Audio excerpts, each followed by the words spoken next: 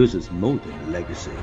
This is a source of inspiration, sharing the journey of discovery. PSN College of Engineering and Technology. Olympic போட்டிகளில் முதன்முறையாக லட்சணையுடன் களமிறங்க காத்திருக்கும் அகதிகள் அணியிலிருந்து அடுத்தடுத்த வீரர்கள் தகுதி நீக்கம் செய்யப்பட்டு வருகின்றனர். ஒலிம்பிக் போட்டிகளுக்கு இன்னும் 80 நாட்களே உள்ள நிலையில் அகதிகள் அணியில் என்ன நடக்கிறது தற்பொழுது பார்க்கலாம். வறுமை, போரச்சம் உள்ளிட்ட காரணங்களால் சொந்த நாட்டை விட்டுவிட்டு மற்றொரு நாட்டில் குடியேறியுள்ள அகதிகளின் திறமையை அங்கீகரிக்க சர்வதேச ஒலிம்பிக் சங்கம் திட்டமிட்டது. அதன் அடிப்படையில் உருவானதுதான் அகதிகள் ஒலிம்பிக் அணி.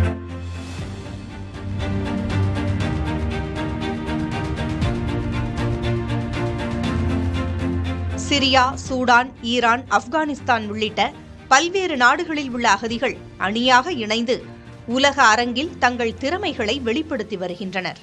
முதன்முறையாக கடந்த 2016ஆம் ஆண்டு ரியோ டி ஜெனிரோ ஒலிம்பிக் போட்டியில் அகதிகள் ஒலிம்பிக் அணி பங்கேற்றது. 10 வீரர் வீராங்கனைகள் அந்த அணியில் பங்கேற்றனர். பின்னர் 2021ஆம் ஆண்டு நடைபெற்ற டோக்கியோ ஒலிம்பிக்கில் 29 வீரர் வீராங்கனைகளை கொண்ட அகதிகள் அணி 12 விளையாட்டு பிரிவுகளில் பங்கேற்றது. தற்போது பாரிஸ் ஒலிம்பிக் போட்டிக்கு 30ற்கும் மேற்பட்ட வீரர் வீராங்கனைகள் அடங்கிய அகதிகள் அணி பங்கேற்க தயாராக உள்ளது. தொடர்ந்து 3 ஒலிம்பிக் போட்டிகளில் அகதிகள் அணி பங்கேற்று வரும் நிலையில் இந்த ஆண்டு அந்த அணிக்காக பிரத்யேக லட்சணையை சர்வதேச ஒலிம்பிக் கமிட்டி வெளியிட்டது. அதே சமயம் அந்த அணியைச் சேர்ந்த ஏஞ்சலினா நடாய் லொஹலித் என்ற வீராங்கனை ஊக்கமருந்து சோதனையில் சிக்கி போட்டியிலிருந்து தகுதி நீக்கம் செய்யப்பட்டார்.